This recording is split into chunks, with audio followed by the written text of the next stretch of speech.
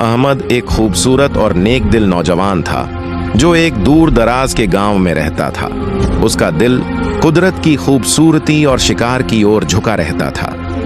एक दिन वह अपने दोस्तों के साथ शिकार के लिए जंगल में गया, मगर रास्ता भटककर एक रहस्यमयी झील के किनारे पहुंच गया। झील के पानी में चांद की रोशनी झिलमिला रही थी और अचानक उसे किसी के हल्के कदमों की आहट सुनाई दी। जब अहमद ने मुड़कर देखा तो एक बेहद हसीन मगर रहस्यमयी लड़की खड़ी थी।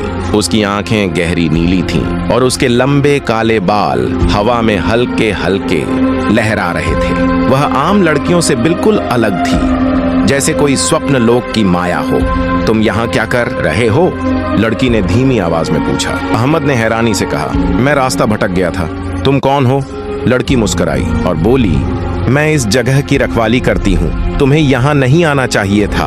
अहमद को उसकी बात अजीब लगी, लेकिन उसकी खूबसूरती में वह खो गया। वह रोज उस झील पर जाने लगा और धीरे धीरे दोनों की दोस्ती हो गई। मगर अहमद नहीं जानता था कि वह लड़की कोई आम इंसान नहीं बल्कि एक जिन थी। एक दिन अहमद ने अपनी माँ से उस लड़की के बारे में बताया तो उनकी आंखों में डर साफ झलक रहा था। उन्होंने कहा, बेटा, वह कोई आम लड़की नहीं हो सकती।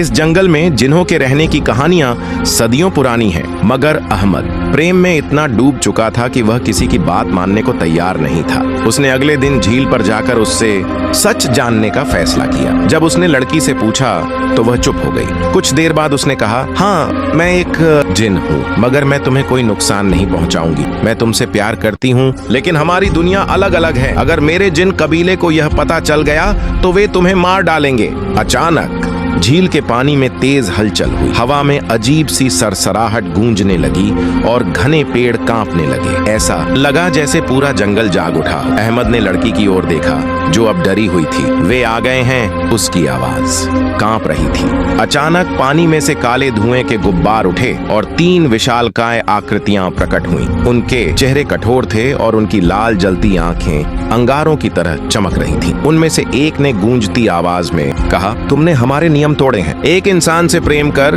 तुमने अपनी जाति को कलंकित किया है। जिन अहमद को मारने ही वाले थे कि लड़की उनके सामने आ गई। उसने विनती की कि अहमद को छोड़ दिया जाए। वह उनके साथ जाने को तैयार थी, मगर अहमद ने उसका हाथ कसकर थाम रखा था। वह उसे जाने नहीं देना चाहता था। लड़की ने अहमद की ओर देखा और धीमे से कहा, मुझे माफ कर देना अहमद, मैंने सपने देखने की भूल कर दी, मगर मैं तुम्हें उनके क्रोध से बचा नहीं सकती। इतना कहकर उसने अपनी हथेली पर कुछ पानी की बूंदें टपकाईं और धीरे धीरे कुछ पढ़ने लगी। अचानक अहमद के चारों ओर नीली रोशनी की एक चमक उठी और उसकी आंखों के आगे अंधेरा छा गया। जब अहमद की आंख खुली तो वह अपने गांव में था। उसके दोस्त उसे समझाने लगे कि वह उस लड़की को भूल जाए, मगर अहमद ने किसी की न सुनी। वह भागता हुआ वापस जंगल की ओर गया, लेकिन वह झील, वह रहस्यमयी जंगल, सब कुछ गायब हो चुका था। वह बार बार वहां गया, मगर वह लड़की उसे फिर कभी नहीं मिली। साल बीत गए,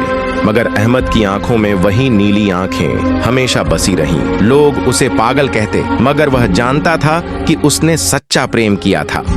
एक ऐसा प्रेम जो 2 अलग अलग दुनियाओं के बीच होते हुए भी सच्चा था। शायद कुछ प्रेम हमेशा के लिए होते हैं, मगर उन्हें पूरा होने के लिए एक दुनिया में होना जरूरी होता है।